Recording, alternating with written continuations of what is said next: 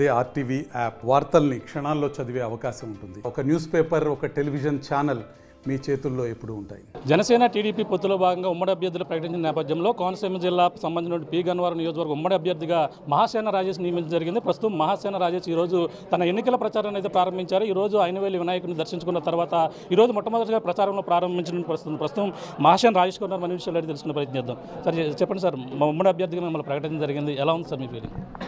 Sir అసలు MLA అభ్యర్థి అంటే ఏంటి, ఆయనకున్న విలువ ఏంటి, ఆయనకుండే గౌరవం ఏంటో కూడా తెలియని కుటుంబం నుంచి బ్యాక్గ్రౌండ్ నుంచి వచ్చినండి. అలాంటి నన్ను ఈ రోజున డాక్టర్ బిఆర్ అంబేద్కర్ కోనసీమ జిల్లాలోని ఇలాంటి ఇంత పెద్ద నియోజకవర్గానికి నన్ను ఉమ్మడి అభ్యర్థిగా ప్రకటించడం, ఇక్కడికి వచ్చిన తర్వాత ఈ ప్రజలు నా మీద చూపిస్తున్న ప్రేమాభిమానాలు కానీ గౌరవం కానీ నేను చంద్రబాబు నాయుడు గారికి, పవన్ కళ్యాణ్ గారికి ఎప్పుడూ రుణపడి ఉంటానండి. అలాగే పి గన్నవరం ప్రజలకు కూడా, ఎందుకంటే నన్ను అంత ప్రేమగా ఆదరించి వీళ్ళు రిసీవ్ చేసుకోవడం జరిగింది. ఖచ్చితంగా ఈ నియోజకవర్గానికి నా వంతుగా నేను నా బాధ్యత నిజాయితీగా నిబద్ధతగా పనిచేస్తానని, వీళ్ళ ఇంట్లో పిల్లోళ్ళలాగా, వాళ్ళ తమ్ముళ్ళలాగా, వాళ్ళ కొడుకులాగా నేను పనిచేస్తానని ఈ నియోజకవర్గ ప్రజలందరికీ తెలియజేస్తున్నాను సార్. అంటే లోకల్గా నియోజకవర్గంలో కొంచెం జనసేన కావచ్చు, టీడీపీ కావచ్చు, కొంచెం అసంతృప్తులు ఉన్నాయి. 2 రోజుల క్రితం కూడా కొంచెం ఆందోళన చేసిన పరిస్థితి, అలాగే కూడా వాళ్ళందరూ కూడా సర్దుకుని ఏ విధంగా ముందుకెళ్తారు?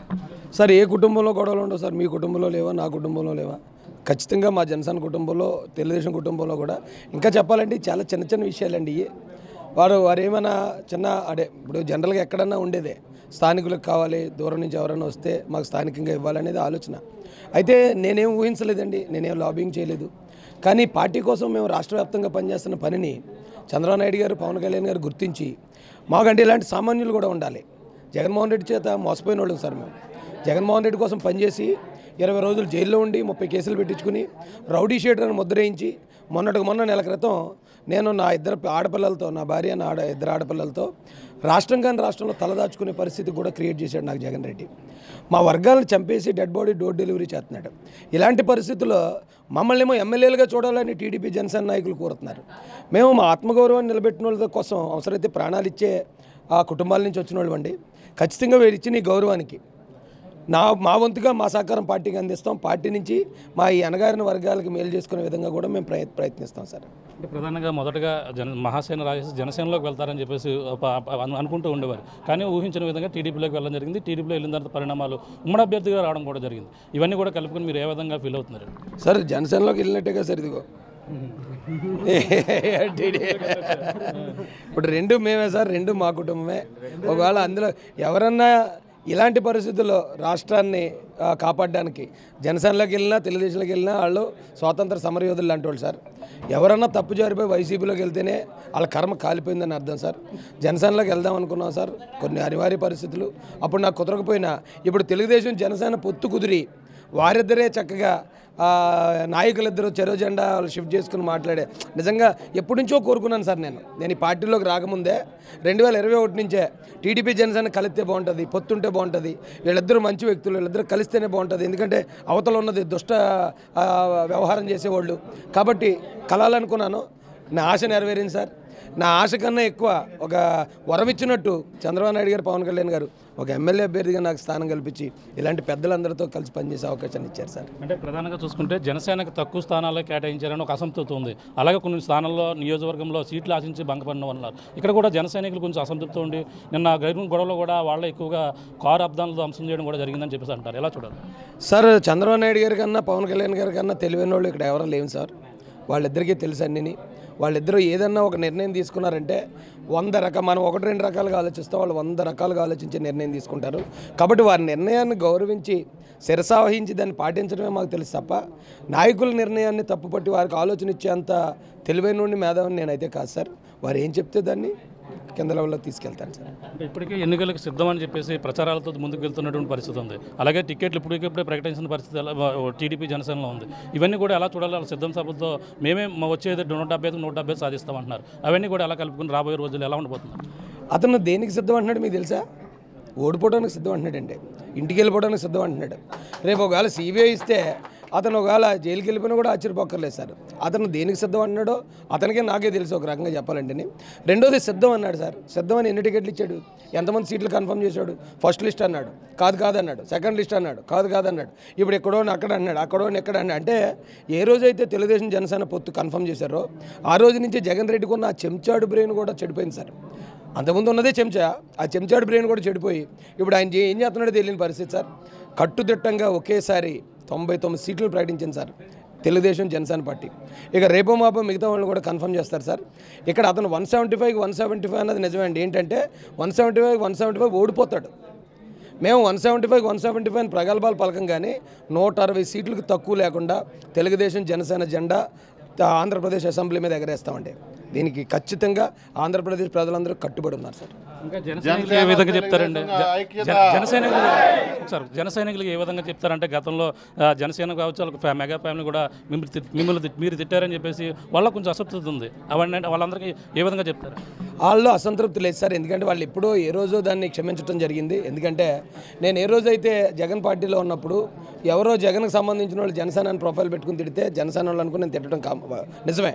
కానీ ఆ తర్వాత అది తెలుసుకున్న తర్వాత ఇదంతా జగన్ చేయించడం తెలిసాక నేను 2021లో నేను క్షమాపణ చెప్పి పవన్ కళ్యాణ్ గారి గురించి, చిరంజీవి గారి గురించి, చంద్రబాబు గారి గురించి, లోకేష్ గారి గురించి మాట్లాడి మా వర్గాలకి వీరిని దగ్గర చేయడం మొదలుపెట్టిన తర్వాత జన సైనికులు ఎంతో నన్ను ఆప్యాయంగా నన్ను వాళ్ళు ఆదరించారండి.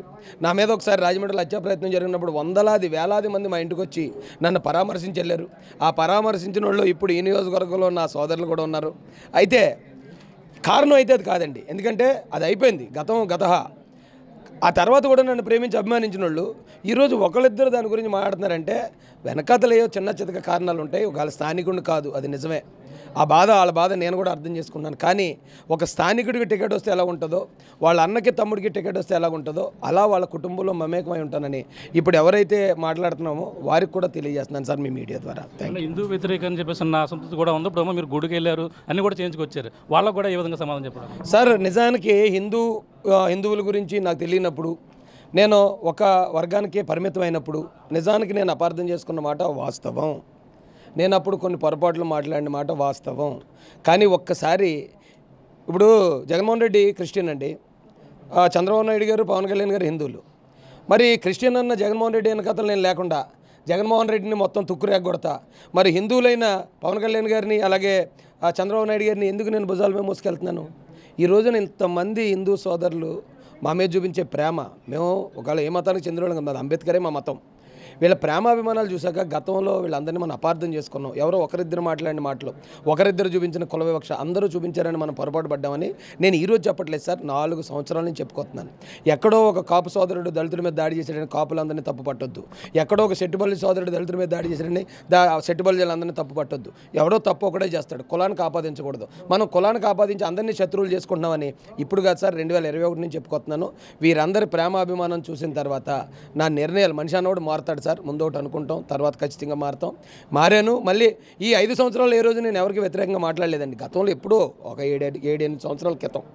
అయితే ఇక నుండి నేను తెలుగుదేశం జనసేన కార్యకర్తను సార్. మా నాయకుల నిర్ణయం ఏదో నా నిర్ణయం అదే ఉంటుంది తప్ప నాకు ప్రత్యేకంగా కులాల గురించి, మతాల గురించి అని వేరే అభిప్రాయాలు ఉండవు. ఈ గన్నవరం నియోజకవర్గంలో రేపు నుంచి కార్యాచరణ ఏ విధంగా ఉండబోతుంది? అందరితో ఏ విధంగా ముందుకెళ్ళబోతున్నారు? పెద్దలందరితో చర్చలు జరుగుతున్నాయి సార్. పెద్దల డైరెక్షన్ బట్టి నేను ముందుకెళ్ళడం జరుగుతుంది. Thank you sir. చూసిన ఇది పరిస్థితి. మహాసేన రాజేష్ అయితే ఈరోజు తన ఈ ఐనువేలు వినాయకుడిని అయితే పూజ చేసుకున్న తర్వాత అయితే ప్రచారం ప్రారంభించారని చెప్పాలి. ప్రచారం ప్రారంభించిన తర్వాత ఆయన ఇప్పుడు ఉన్నటువంటి ఏదైతే అసంతృప్తులు ఇక్కడ నిరసనలు ఏవైతే ఉన్నారో వాళ్ళందరూ కూడా కలుపుకొని ముందుకు వెళ్తామంటున్నారు. వాళ్ళందరూ కూడా ఆ చిన్న పొరపాట్లతో వాళ్ళందరూ కూడా అసంతృప్తి ఉండడం వాస్తవం. కానీ నాన్ లోకల్ అభ్యర్థిగా వాళ్ళు అడగడం కూడా వాస్తవం. కానీ ఇక్కడ ఎస్సీ రిజర్వ్ సంబంధించినటువంటి నియోజకవర్గం కాబట్టి వీళ్ళంతా కూడా నాకు ఇక్కడ అధినాయకులు చంద్రబాబు అలాగే పవన్ కళ్యాణ్ ఇద్దరు కూడా నాకు అవకాశం ఇచ్చారు. ఒక దళితుడిగా ఒక నియోజకవర్గంలో ఒక ఇంటి బిడ్డగా మొత్తం అంతా కలుపుకుని నియోజకవర్గంలో గెలుపుకే కృషి చేస్తాను. గతంలో ఎన్నో పవన్ కళ్యాణ్ పవన్ జనసైనికులు తిట్టినది వాస్తవం. కానీ వాళ్ళంతా కూడా వైసీపీ ముసుగులో ఈ విధంగా చేశారని తర్వాత వాస్తవాన్ని తెలుసుకున్నాను. దానిపై కూడా క్షమాపణ చెప్పాను. అందరూ కూడా కలుపుకుని ముందుకు వెళ్తానన్నారు. ఇక్కడ జరిగినటువంటి పీ గన్నవరంలో ఏవైతే అల్లర్లు ఏవైతే గొడవలు ఏవైతేనా గొడవలన్నీ కూడా సర్దుమణిగి అందరితో కూడా సమావేశమైన తర్వాత మొత్తం నియోజకవర్గంలో గెలిపే దిశగా పనిచేస్తాము. అలాగే ఏదేమైనా ఉమ్మడి అభ్యర్థిగా జనసేన టీడీపీ గెలుపులో పీ గన్నవరం నియోజకవర్గంలో మళ్ళీ జనసేన టీడీపీ ఉమ్మడి అభ్యర్థిగా గెలిచి ఇక్కడ చేరుతామంటూ ప్రధానంగా వైఎస్ జగన్మోహన్ రెడ్డి గద్దె దించే దిగంగా అంతా కూడా పనిచేస్తామంటూ మహాసేన రాజా చెప్తున్న పరిస్థితి ప్రధానంగా ఉంది. ఇది కూడా ఉన్న తాజా పరిస్థితి. మేము రాముతో ప్రకాష్ RTV పీ గన్నవరం నుంచి. మరిన్ని వీడియోస్ కోసం ఛానల్ ని సబ్స్క్రైబ్ చేయండి. లేటెస్ట్ అప్డేట్స్ కోసం వాట్సాప్ ఛానల్ ని ఫాలో చేయండి. అండ్ లింక్ డిస్క్రిప్షన్ లో ఉంది.